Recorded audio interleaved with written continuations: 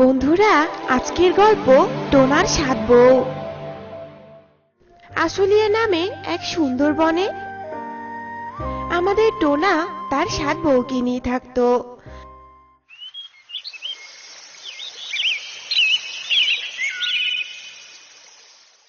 টোনা, ও টোনা, আজ তোমার কোনো কাজ নেই নাকি? কেন জানি আজ কালু কাকু কাজ করতে যাওয়ার জন্য তোমাকে ডাকলো না। আসলে টুনি, আজ আমাদের সুখী পায়রার বাসায় কাজ করার কথা ছিল, কিন্তু সুখী পায়রা নাকি আজ তার বাসাতে নেই। এখন কি করি বলো তো টুনি? আমরা তো আর দু একজন নই, মোট ৮ জন। আজ বোধহয় আমাদের সবাইকে না খেয়েই থাকতে হবে টুনি। আহা টোনা, তুমি অযথাই কেন চিন্তা করছো বলো তো? তুমি তো জানোই আমরা ৭ জন জাদু শক্তি সম্পূর্ণ। আমাদের যখন যা মন চায় আমরা তো তখন সেটাই করতে পারি, তাই না? কিন্তু টুনি, উল্লু প্যাঁচার আশীর্বাদে তোমরা তো সবাই এমন জাদু শক্তি পেয়েছো। তবে সে তোমাদের এই শক্তি বেশি ব্যবহার করতে নিষেধ করেছে, কিন্তু সেটা কি তোমাদের মাথায় নেই নাকি বলো তো? টোনা আর টুনি যখন এসব কথা বলছিল তখনই সেখানে টোনার বাকি স্ত্রীরা চলে আসে। টোনা, ও টোনা, আমার জন্য তুমি একজোড়া কাচের চুড়ি আনবে গো। জানো, আমার না কাচের চুড়ি পরার অনেক ইচ্ছে টোনা। ঠিক আছে, আমি তোমার জন্য কাচের চুড়ি নিয়ে আসব। তবে বাকিরা তোমরা শোনো, তোমাদের যা কিছু লাগবে তা তোমরা আমাকে একটা লিস্টে লিখে দাও। দেখি আজ কাজ খুঁজে যে কটা টাকা পাবো তা দিয়ে তোমাদের সবকিছু এনে দেব। টোনা, তুমি তো জানোই আমরা জাদু করে সবকিছুই আনতে পারি। তবু তুমি যদি আমাদের এনে দাও তাহলে আমাদের অনেক ভালো লাগে টোনা। এরপর টোনার সাত স্ত্রী টোনাকে একটা লিস্টের মাঝে যার যা কিছু লাগবে সেগুলো লিখে দেয়, আর টোনা সেই লিস্ট নিয়ে বাইরে চলে যায়। টোনার সাত বিয়ে করার কারণ হলো তার পূর্বপুরুষেরা সবাই ৭টা করে বিয়ে করেছিল, এজন্য টোনাও ৭টা বিয়ে করেছে। একদিন টোনার চতুর্থ স্ত্রী মিনু টুনটুনি বলে, টোনা, কতদিন হলো আমরা কোথাও ঘুরতে যাই না, তবে আজ তুমি আমাদের একটু ঘুরতে নিয়ে যাও না? মিনু টুনির কথায় বাকিরা সবাই সম্মতি দেয়, আর টোনা সবাইকে নিয়ে বনের পাশেই এক বড় নদীর ধারে ঘুরতে চলে যায়। আর ঘুরতে ঘুরতে তারা দেখে মিষ্টি টিয়ে নদীর ধারে বসে অঝরে কাঁদছে। সে কি, তোমরা সবাই কি দেখেছো মিষ্টিটির জানি কি হয়েছে? চলো আমরা সবাই তার কাছে যাই আর দেখি তার কি হয়েছে। হ্যাঁ হ্যাঁ, চলো চলো, আমার মনে হয় তার কোনো বিপদ হয়েছে, আমাদের উচিত তাকে গিয়ে সাহায্য করা। এসব ভেবে তারা সবাই মিষ্টি টিয়ের কাছে চলে যায়, আর জানতে চাইলে মিষ্টি টিয়ে কেঁদে কেঁদে বলে, আসলে আজ সকালে আমার মেয়ে আমাকে বলে এই নদীতে স্নান করতে এসেছিল, কিন্তু অনেকক্ষণ হলো ও বাসায় যায়নি। আমার মনে হয় ও এই নদীতেই ডুবে গেছে। আমার মেয়ে ছাড়া এই পৃথিবীতে আপন বলতে যে আমার আর কেউ নেই।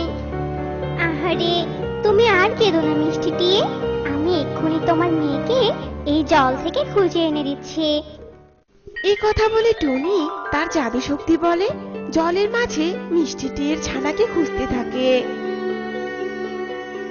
আর অনেক খোঁজার পর সে ছানাটিকে পেয়েও যায়, আর মিষ্টি টিয়েকে তার ছানাকে ফিরিয়ে দেয়। কিন্তু ছানাটি অনেকক্ষণ জলে থাকার কারণে জ্ঞান হারিয়ে ফেলেছিল। দাঁড়াও টিয়ে বোন, আমি তোমার মেয়ের জ্ঞান ফিরিয়ে দিচ্ছি। এই কথা বলে মিনু টুনটুনি জাদু করে সেই ছানার জ্ঞান ফিরিয়ে দেয়, আর সন্তানকে ফিরে পেয়ে মিষ্টি টিয়া অনেক খুশি হয়। তোমাকে অনেক ধন্যবাদ টুনি, আমার ছানাকে আমার কাছে ফিরিয়ে দেওয়ার জন্য। তবে টোনা, তোমার স্ত্রীরা তো দেখছি সবাই জাদু শক্তি সম্পূর্ণ।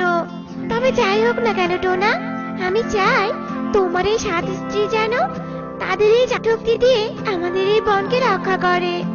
এই যে ৭ বোনেরা, তবে আমি চলি গো।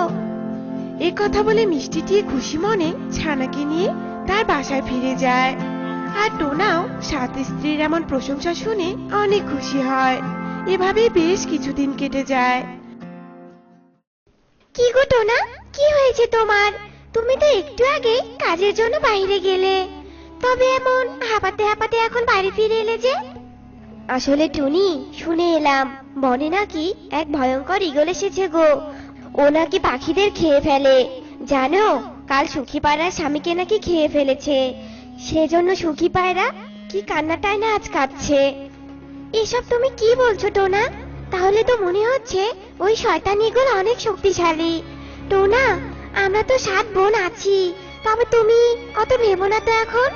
আমরা আমাদের জাদু শক্তি বলে ওকে মেরে ফেলবো টোনা। তাদের এসব কথা শেষ হতে না হতে টোনার বাকি স্ত্রীরাও সেখানে চলে আসে আর জানতে চাইলে টোনা তাদেরও সব কথা বলে। তখন তারা সবাই মিলে সিদ্ধান্ত নেয় তারা সবাই ওই দুষ্টু ঈগলের সাথে লড়াই করবে।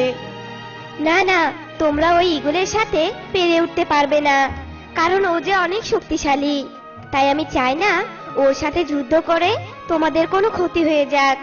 এবার সবাই ঘরে চলো তো, আমার অনেক খিদে পেয়েছে।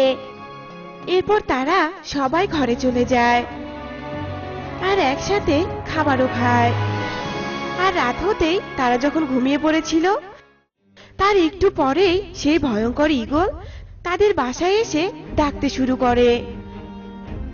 আর হঠাৎ এমন ডাক শুনে টোনার ঘুম ভেঙে যায়। আর এত বড় ঈগলকে দেখে তো টোনা অনেক ভয় পেয়ে যায়। ততক্ষণে টোনার 7 স্ত্রীরাও জেগে ওঠে।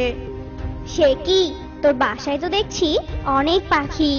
এরা কি সবাই তোর স্ত্রী নাকি রে? হ্যাঁ, তবে ভালোই হলো, আজ আমি একসাথে তোদের সবাইকে খেয়ে ফেলবো।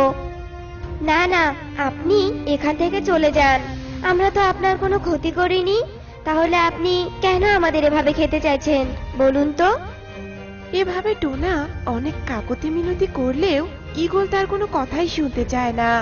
এসব দেখে টুনি মিনু টুনটুনিকে বলে, শোনো, আমার মনে হয় আমাদের জাদু শক্তি দিয়ে এত বড় ভয়ঙ্কর ঈগলের সাথে পেরে উঠতে পারবো না। তাই আমাদের বুদ্ধি দিয়েই কিছু একটা করতে হবে। তুমি একদম ঠিক কথাই বলেছো দিদি, তবে তুমি ভেবো না, আমি এক্ষুনি একটা ব্যবস্থা করছি। এই কথা বলে মিনু টুনটুনি জাদু করে একটা লাল ফল নিয়ে আসে আর তাতে বিষ মিশিয়ে সেই ঈগলকে কৌশলে খাইয়ে দেয়। আর ফল খাওয়ার সাথে সাথেই ঈগল মারা যায়। এতে তারা সবাই অনেক খুশি হয়। এভাবেই যখনই বনে কোনো বিপদ আসতো তখনই টোনার 7 স্ত্রী সেটার মোকাবেলা করতো।